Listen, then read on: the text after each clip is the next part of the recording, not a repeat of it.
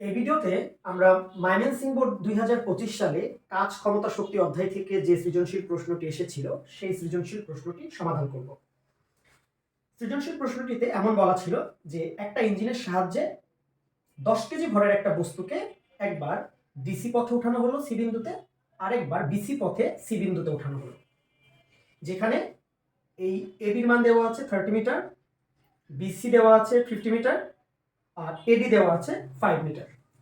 তাহলে এখানে এই এ থেকে বি এটা দেওয়া আছে 30 মিটার আর এটা দেওয়া আছে 50 মিটার আর এডি দেওয়া আছে 5 মিটার। আমাদেরকে বলেছে সি বিন্দুর বিভব শক্তি কত। খেয়াল করো তো, আমি ডি থেকে যখন এই ডিসি পথে যখন সি বিন্দুতে উঠাবো অথবা বি থেকে যখন এই বিসি পথে সি বিন্দুতে উঠাবো, আলটিমেটলি কি এটা একটা সেম পরিমাণ কি উচ্চতায় উঠছে, একটা সেম পরিমাণ উচ্চতায় উঠছে। উচ্চতাটা কত? এসি। তাহলে দেখো তো এই পাশ থেকে কি আমি এই এসি ক্যালকুলেট করে নিতে পারবো। তাহলে গ নাম্বার, সি বিন্দুতে বিভব শক্তি, সি বিন্দুতে বিভব শক্তি EPC equal to MGH AC. তুমি যখন ডি থেকে ডিসি পথে উঠাও আর বি থেকে বিসি পথে উঠাও, আলটিমেটলি সেটা কতটুকু হাইটে থাকবে? এসি পরিমাণ হাইটে থাকবে। এবার এই এইচ এসি আমরা কিভাবে বের করতে পারি দেখো তো। যদি এখান থেকে নেই বিসি স্কয়ার ইকুয়াল টু অতিভুজ স্কয়ার ইকুয়াল টু লম্ব স্কয়ার প্লাস ভূমি স্কয়ার, তাহলে AC square equal to BC square minus AB square, তাহলে AC equal to root over BC square minus AB square. তাহলে বিসি মানে কত? 50, এবি মানে কত? 30। তাহলে আসুন এসি মানে কত আসে? Root over 50 square minus 30 square, তাহলে এটা হচ্ছে 40। তাহলে সুতরাং এইচ এসি এটা হচ্ছে 40 মিটার। তাহলে এটুকু কত? এটুকু হচ্ছে 40 মিটার। তাহলে ইপিসি 10 কেজি ভরের বস্তুকে আমি যখন ডি থেকে সি পথে অথবা বি থেকে এই বিসি পথে যে পথে উঠাই না কেন সে 40 মিটার উপরে থাকবে। 10 × 40 × 9.8, তাহলে কত? 3920 জুল। তাহলে সুতরাং এটা হচ্ছে সি বিন্দুর বিভব শক্তি। এই ছিল গ নাম্বার প্রশ্ন, সি বিন্দুতে বিভব শক্তি কত। এবার আমরা ঘ নাম্বার প্রশ্নটা সলভ করব। ঘ নাম্বার প্রশ্ন সলভ করার আগে আমি হালকা একটু বেসিক নিয়ে আলোচনা করব। আমি জানি যে এই ম্যাথ তোমরা বেশিরভাগই পারো, বেশিরভাগ কি 99.9% স্টুডেন্টই পারো। তারপরও যারা ভিডিওটি দেখবে যাতে একটু হলেও কিছু শিখতে পারো সেই জন্য। ডি থেকে সি পথে যে ত্বরণে আমি বস্তুটিকে উঠাচ্ছি, বি থেকে সি পথেও সেই একই ত্বরণে আমি বস্তুটিকে উঠাচ্ছি, একই ত্বরণে বস্তুটিকে উঠাচ্ছি। আমাকে বলেছে কোন পথে ইঞ্জিনটি বেশি শক্তি ব্যয় করবে। এর মানে ডি থেকে সি, বি থেকে সি ত্বরণটা একই আছে। এবার একটু খেয়াল করো তো, ধরো হেলানো তল, আমি যদি একটু কনসেপ্ট একটু আলোচনা করে নিয়ে যাই। ধরো এই একটা হেলানো তল, এটা থিটা। আমি এখান থেকে একটা এম ভরের বস্তুকে উঠাতে চাচ্ছি, ধরো লেট, এটা ডি, এটা সি, এটা এ। আমি এই এম ভরের বস্তুটাকে যখন ডি থেকে সির দিকে উঠাতে যাব, ডি থেকে সির দিকে, তাহলে তার আগে একটু কাজ করি। ওজনকে যদি দুইটা ভাগে ভাগ করি, তোমরা জানো যে এটা যদি থিটা হয় তাহলে এই কোণটাও কত? থিটা। তাহলে এটা হচ্ছে mg cos থিটা, প্রতিক্রিয়া বল r, আর এটা হচ্ছে ওজনের উপাংশ mg sin থিটা। এইবার ডি থেকে যদি সি পথে উঠাতে চাই তাহলে আমাকে কি একটা বল প্রয়োগ করতে হবে না?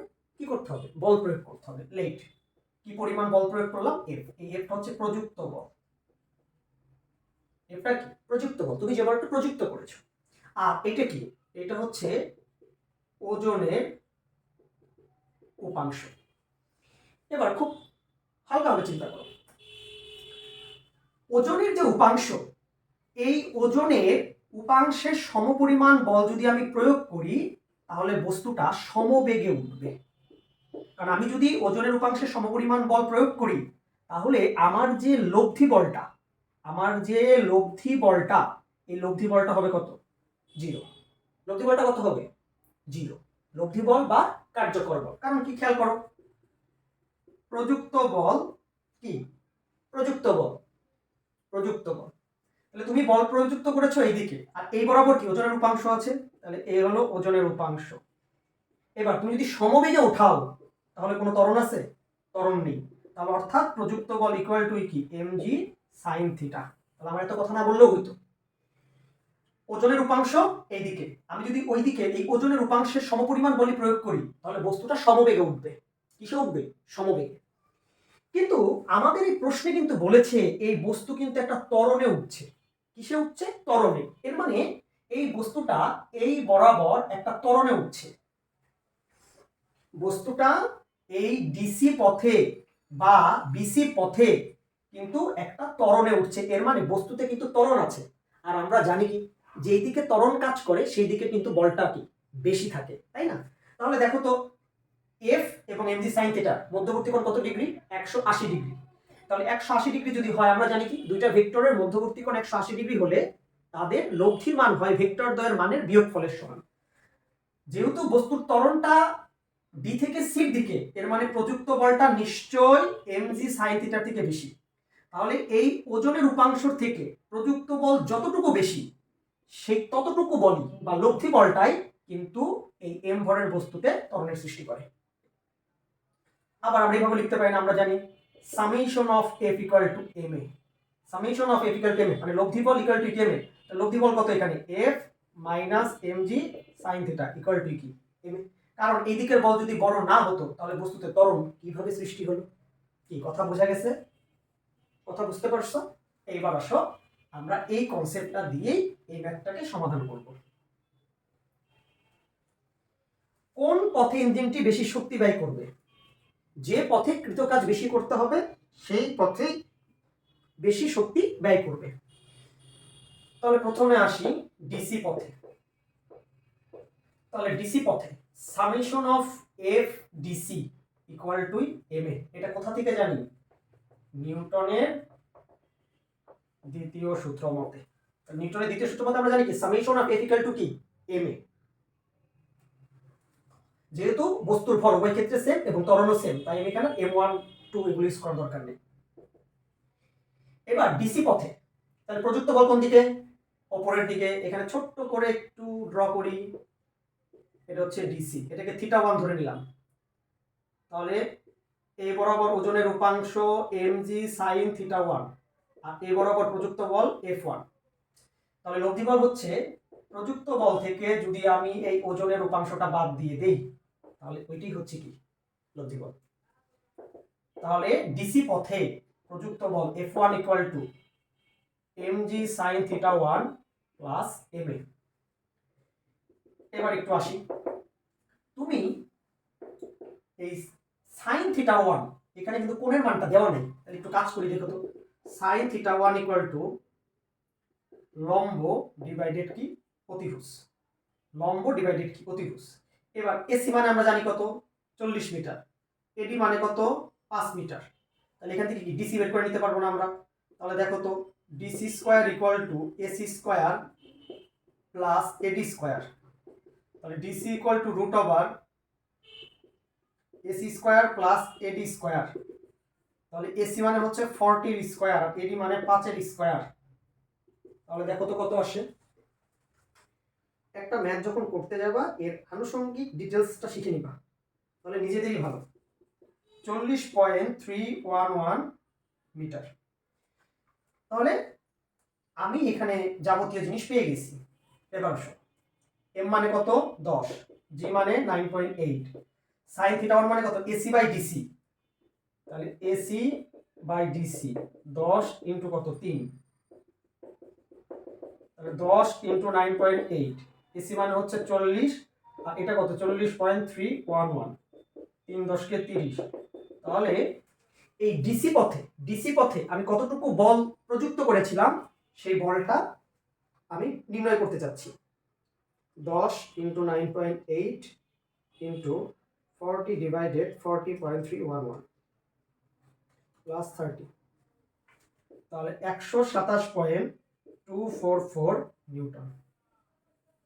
এর মানে ডি থেকে সি পথে যখন ইঞ্জিনের সাহায্যে আমি এই 10 কেজি ভরের বস্তুটাকে 3 মিটার পার সেকেন্ড ত্বরণে উঠিয়েছিলাম, তখন 127.244 নিউটন বল প্রযুক্ত করতে হয়েছিল। তাহলে সুতরাং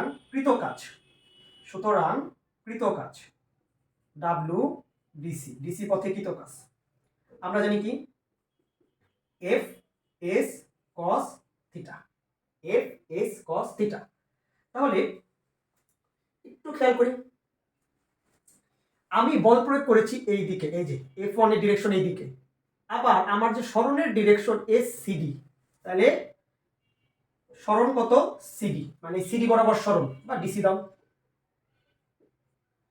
এই বরাবর আমি কতটুকু বল প্রয়োগ করেছি F1, আর বলের দিক আর সরণের দিকের মধ্যবর্তী কোণ কত ডিগ্রি, থিটা ইকুয়াল টু কত 0 ডিগ্রি না? একটু খেয়াল করো তো, এটা থিটা 1 আর এটা থিটা। কৃত কাজ তুমি জানো কি W equal to F S cos theta. তাহলে তুমি সিডি পথে বল প্রয়োগ করেছো এই বরাবর, তোমার সরণ এই বরাবর, তাহলে F1 এবং এসডিসির মধ্যবর্তী কোণ কত ডিগ্রি? 0 ডিগ্রি। তাহলে এখানে আমি বলের মান হচ্ছে 127.244, আর আমার ডিসি পথের যে সরণটা সেটা কত 40.311, আর cos 0 ডিগ্রি মানে তো 1। তাহলে দেখো কতটুকু কাজ করতে হবে, 127.244 ইন্টু 40.311, এর মানে 5129.332 জুল। এর মানে আমি যখন ডি থেকে সি পথে ইঞ্জিনের সাহায্যে কোনো একটা বস্তুকে উঠাবো, তখন আমাকে 5129.332 জুল কাজ করতে হবে, অর্থাৎ এই পরিমাণ শক্তি আমাকে ব্যয় করতে হবে। তাহলে একটু সাইডে লিখে রাখি WDC 5129.332 জুল। এবার আসো, এইবার আমরা বিসি পথে কতটুকু করতে হবে সেটা একটু বের করব।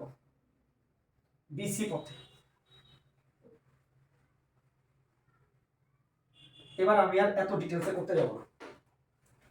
তাহলে এবার হচ্ছে বিসি পথে, বিসি ধরলাম বিসি পথে তুমি F2 পরিমাণ বল প্রয়োগ করেছো, আর এই কোণটা কত থিটা 2, কোণটা কত থিটা 2।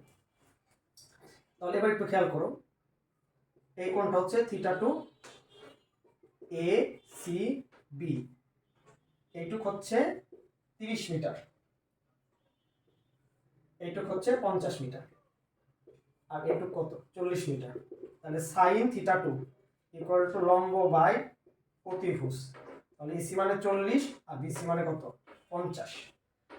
তাহলে এখানে F2 equal to mg sine theta 2 plus ma 10 into 9.8, sine theta 2 মানে কত 40 বাই 50, 10 ইন্টু 3, তাহলে দেখো কত আসে 10 ইন্টু 9.8 ইন্টু 40 ডিভাইডেড 50 প্লাস 30, তাহলে 108.4 নিউটন। এর মানে বি থেকে সি পথে যখন এই 10 কেজি ভরের বস্তুকে তুমি উঠিয়েছিলে ইঞ্জিনের সাহায্যে, তখন 108.4 নিউটন বল প্রয়োগ করেছিলে।